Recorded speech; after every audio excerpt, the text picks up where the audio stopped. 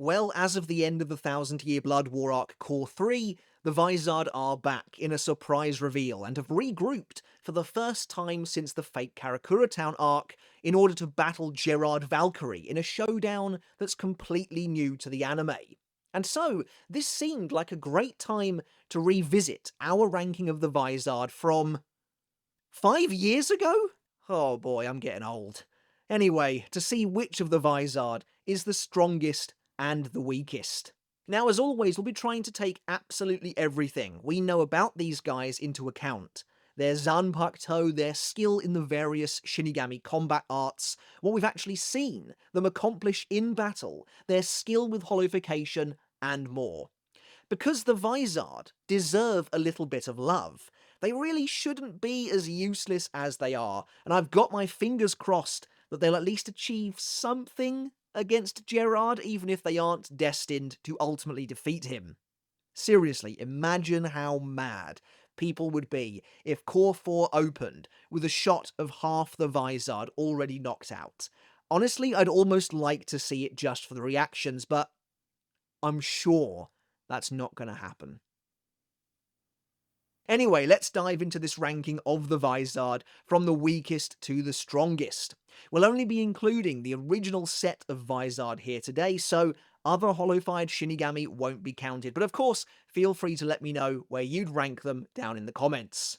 And before we get started on today's video, if you enjoyed it and you want to see more just like this and support the channel, consider hitting subscribe down below, I really would appreciate it, and check out my other channel, Mr. Tomo Talks Games, where I'm hoping to put out another big video over there very soon, and I'd love to reach 15,000 subs by the end of the year, so consider showing your support over there as well if you haven't done already. It's odd, but despite her position as the de facto second-in-command of the Vizard, I have to place the former vice-captain of the 12th Division, Hiyori Sarugaki, down here in last place. Now again, that doesn't mean she's weak at all, but she simply has less going for her than pretty much every other member of this group. For starters, from what little we've seen of it, her Zanpakuto Kubikiri Orochi is just a basic melee-type Zanpakuto with no special abilities. Upon release, her blade transforms into a huge, serrated cleaver, but that's about it. I can't help but feel like, to give it a bit more of an edge, maybe the fangs of the blade should be poison-tipped or something, but no, it just seems to slice and dice, which, compared to the rest of the Vizard, doesn't really cut it. Don't get me wrong though, Hiyori is clearly a perfectly capable fighter. She goes up against an admittedly struggling Ichigo, and then faces off with Harabel, but again it's as part of a 3-on-1 skirmish, so it's hard to really glean too much from it. In fact, that's really her biggest issue. Hiyori doesn't participate in any clean-cut fights, and most of them do involve mitigating circumstances of some kind. But she's tough, she's aggressive, and has displayed considerable skill over her holification, especially as of the Thousand Year Blood War arc, where she's shown firing a triple Cero Blast at Gerard, which is pretty cool. So yeah, I've got Hiyori down in last place, but it's less an indictment on her skills, and more just a recognition of the fact that the rest of the Vizard simply all have more in their arsenal.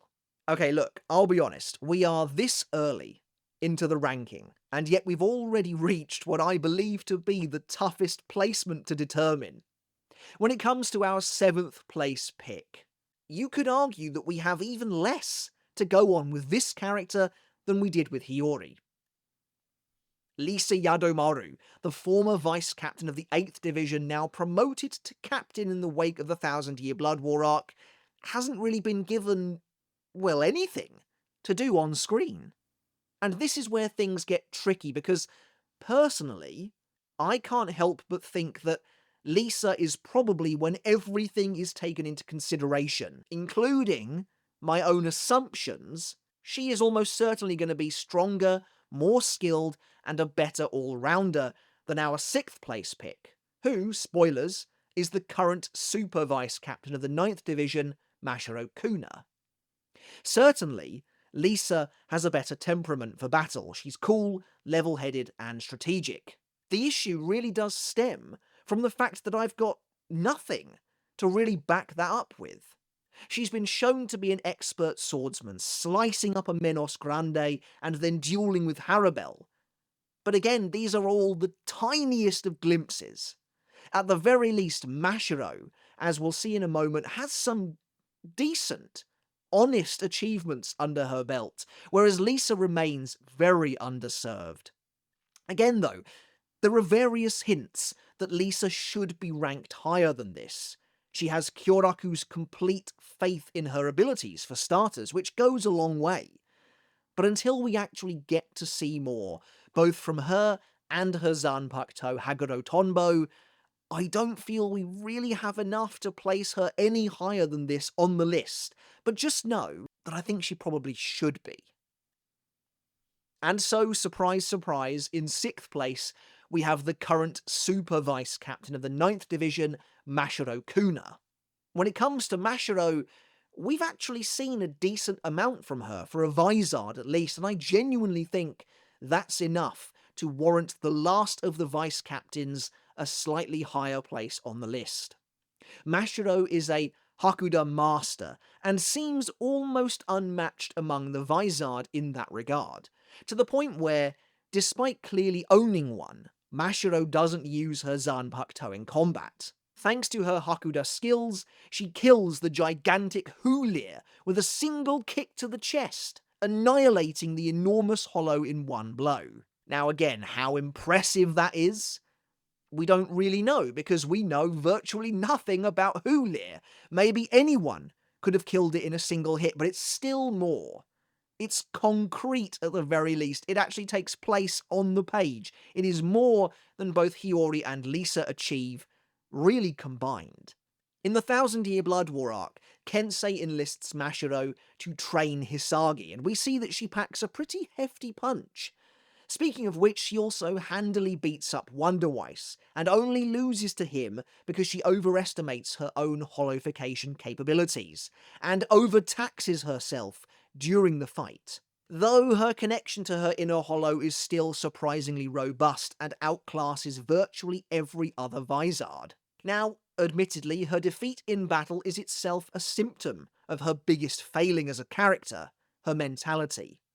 Mashiro acts like a child, like a spoilt brat, and simply doesn't take battle seriously, to such a degree that were it not for her on-screen achievements, which like I said are pretty ironclad, I would happily rank her below Lisa on the list. But for now though, I'm content at placing her at number 6. Right, but with that we move on to the captains among the Vizard. And we're starting things off with the captain of the 9th division, Kensei Muguruma. Now I feel like I give Kensei a bit of a hard time here on the channel, so I want to dial it back at least a little bit, and give him some credit. Kensei is a physical strength powerhouse, and like his vice captain, is a master of Hakuda in particular, and has been seen demolishing enemies throughout the series with a flurry of well-placed punches and blasts, including Menos Grande, various Sternritter, and even a hollow-fired Ichigo. Unlike Mashiro, however, Kensei isn't afraid to use his Zanpakuto Tachikaze, which generates explosive slashes of wind, while his bankai Tekken Tachikaze concentrates that explosive power into his fists. Kensei's attitude is also somewhat unique in the world of Bleach. He doesn't mess around, he doesn't waste time, and instead he just gets straight to business, often activating bankai immediately, rather than deal with the usual pomp and circumstance involved. You might think his no-nonsense approach would therefore serve him well in battle, but the truth with Kensei is that Kubo just loves to use this guy as a punching bag, and as a result he's almost always failed to produce anything particularly impressive, at least in my opinion. For such a physical fighter, Kensei seems to be surprisingly brittle, while his bankai is maybe one of the weakest and smallest in scope of the entire series. What can I say? Tekken Tachikaze has never really impressed me, but maybe again I'm being too hard on it. And I dunno, maybe I'm too tough on Kensei as a whole. Again, there is no denying his physical prowess, though I can't help but notice the anime seem to go out of its way to downgrade him even further by having him use bankai against Pepe where he didn't before. Next up, just missing out on the top 3, we have the former captain of the 7th Division, Aikawa Love, easily the Vizard captain about whom we know the least. And yet despite that, conversely when compared with Kensei, I've always been actually a little impressed with Love, in the brief flashes we get of what he can actually do. While Kensei is clearly a beast when it comes to physical fighting, in truth, Love feels like the actual hidden physical monster of the group. He's considerably weightier and more tanky, surviving a point-blank punch from a fully hollow-fied Kensei with minimal injuries. He rips a Menos Grande in two with his bare hands, and even goes toe-to-toe with Stark, outmatching the Primera Espada briefly without using his hollow mask, and even overpowers him with his colossal Shikai Tengumaru, which he also uses to totally devastate the battlefield with a flaming strike. Now, as always with the Vizard, there are some mitigating factors to address. Principally, that Stark was clearly feeling despondent over Barragan's recent death and Aizen's total lack of care, and wasn't giving it his all. But still, ultimately I don't think that should really take too much away from Love's brief performance.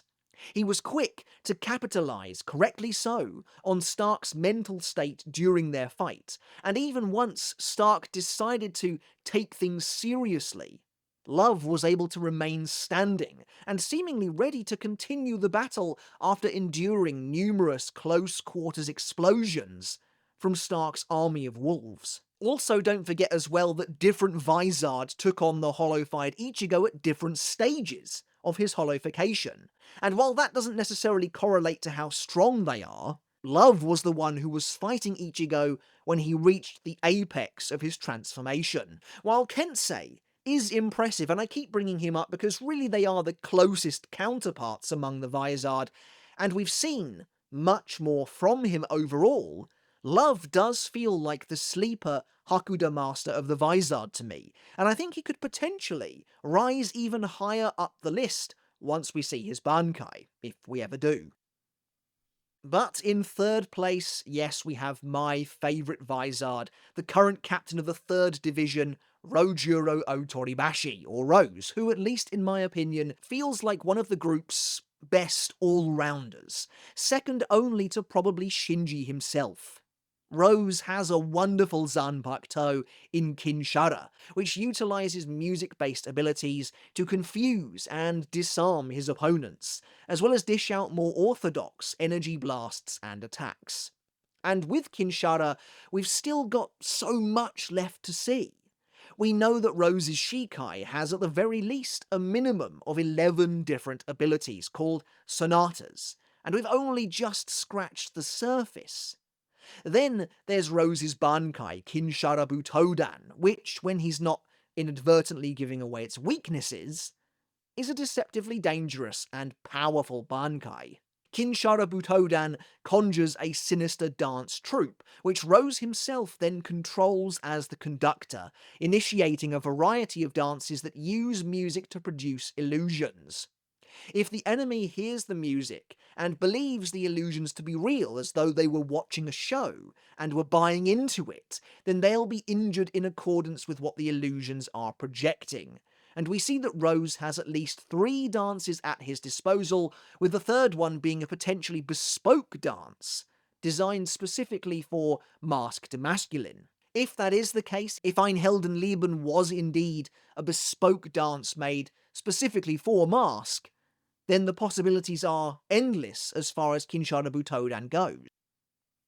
Not only that, but Rose is a kido expert, and despite not being a physical fighter, he is surprisingly durable, surviving a direct kick to the head by a fully hollow-fied Mashiro, and being ready to fight again soon after, and like Love before him on this list, takes the brunt of Stark's true power, without really displaying any significant ill effects. I don't even really blame Rose's defeat at the hands of Mask on his character's loose lips. Yes, he's very theatrical, but Kubo really put him up against a wall in that scenario. Now, truth be told, second place was also difficult to decide on, because really there's only one Vizard with a true, unmitigated victory under his belt, and against a genuinely terrifying and powerful enemy at that. And that's of course the former vice-captain of the Kido Corps, Hachigen Ushoda. So, if Hachi defeating Baragon, essentially on his own at the end of the fight there, is so impressive, then why is he only in second place? Why is he in second place when ostensibly our first place pick, whose identity is probably pretty obvious by now, and maybe was since the start of the video, hasn't really achieved that same level of success? Well, let's take a look. Hachi is obviously a master of kido, that's his entire deal. He's so immensely skilled in kido that he's likely one of the top 5 best in the entire series. Again, it's kind of his thing. We see him performing incredible kido stunts against the likes of Baragon, yes, but even 100 years ago, he was restraining a fully hollow-fired Kensei and Mashiro with relative ease, unleashing an Eisho Haki version of Bakudo 99 to do so. And yet, kido is kind of his only thing. The criteria for this ranking was to take everything we can into account, and while Hachi's kido prowess is unmatched among the Vizard, he also seems to be something of a one-trick pony. Despite that, I do think we are giving him his dues here. He's so incredibly talented in that one field, and has achieved frankly unbelievable results with it, from erecting a majestic barrier around Baragon, to even stabilising a grievously wounded Hiyori, and as of the Thousand Year Blood War arc anime, saving Renji's life and healing him after his fight with Uryu. And so all of this combined is why he manages to make it all the way up here, to second on the list. It just so happens that of the combat arts, kido is absolutely one of the most beneficial to be a master of. Plus, there is definitely a little more to him than just kido. He's clearly a quick and daring thinker as well, acting fast to make the most of Baragon's deadly power and turn it against him in a matter of moments, even when his own life was very much on the line. And yet, in first place, despite the reputation this character has here on the channel, despite how often he's been the butt of the joke, I can't really deny that the current captain of the 5th Division, Shinji Hirako, does manage to stand tall above the rest of the Vizard. Like I said earlier, where Rose really feels like the second best all-rounder of the group, it's Shinji who takes the crown for being the ultimate all-rounder Vizard, and that helps him to secure his place here atop the podium today. It's probably a fair assessment to say that there are very few characters of this kind of presumable skill level treated as badly as Shinji in the narrative when it comes to combat. Shinji deserves so much better and has the skill set to back it up. His Zanpakuto Sakanade is more than just a discount version of Kyoku Suigetsu. It's broken in its own way, inverting absolutely everything the opponent experiences, and as of the Thousand Year Blood War arc, we see that Shinji's only been improving its reversal abilities. Also, in a recent Club Outside answer, Kubo kind of made it even stronger than we previously believed it to be, noting that the sweet smell Sakanade releases upon activation isn't actually the trigger after all as we suspected, and is simply a byproduct of the Shikai. Yeah, that's pretty crazy, and more on that in a future video to come. Shinji's bankai Sakashima Yokoshima Happo Fusagari is a little trickier. It's very situational, and therefore simply isn't as inherently useful as something like Rose's Kinshara Butodan, but at the same time, if Shinji finds himself in an advantageous position, a place where he can get use out of its power, then it's devastating. I liked how, in the Thousand Year Blood War arc anime, Shinji tries to get Bambietta to call the rest of the Bambis over to her, because if she'd done so, Shinji could have defeated them all in one fell swoop with his bankai, which is pretty nasty. Unfortunately, as it stands, he ends up using his bankai on just a few Soldat, who I would have been amazed if he couldn't have taken them out without bankai, to be totally honest. On top of all of this, Shinji is fast, he's a very skilled swordsman, landing the first actual hit on Aizen, and yes, I believe that's a real hit, and he's highly proficient in kido too, even using an Eisho Haki version of Hado 91 in the Thousand Year Blood War arc. In what few battles he has, he's generally coming out on top until Kubo finds some way to undo that. He handily defeats Grimjo, but of course the Espada was missing an arm. And later on he overwhelms Bambietta until suddenly he doesn't. And of course against Aizen he's doing pretty well until of course Aizen... well, it's Aizen to be fair. And obviously Shinji has excellent mastery over his holification, and he has the perfect temperament for battle too. He's insightful, he's perceptive, and really has everything a character needs to succeed in battle in Bleach. Except for one crucial thing: the author's favour. Who knows, maybe Shinji and the rest of the Vizard will be given their chance to shine when Core 4 finally arrives, but we're going to have to wait and find out. Alright everyone, that's it for today's video. A little bit of a shorter one this time around, but thank you so much for watching all the same. I do hope you enjoyed it, and I hope you took something of value away from it as well. Let me know down in the comments below, am I right with this ranking? Do you agree with me, or am I totally off base? I'd love to get your rankings down in the comments too. Which of the Vizard do you think is the strongest overall, taking everything into account, and which is the weakest? Do you agree or don't you agree? Do let me know. I'd love to read your comments. Once again, everyone, thank you so very much for watching. I really do appreciate the continued support. Consider hitting subscribe down below if you haven't done already. Check out my other channel, Mr. Tomo Talks Games. And as always, a massive, everlasting thank you and a gigantic shout out goes out to my wonderful supporters over on Patreon. Each and every one of you is really helping to keep this channel going, and I do appreciate it so very much. So if you want to support me over there, if you want to take your support another step further, you can do just that via the link in the description, and again, it would make a huge difference, so thank you all so very much. Alright everyone, until next time, I'll catch you later, and I'll see you then.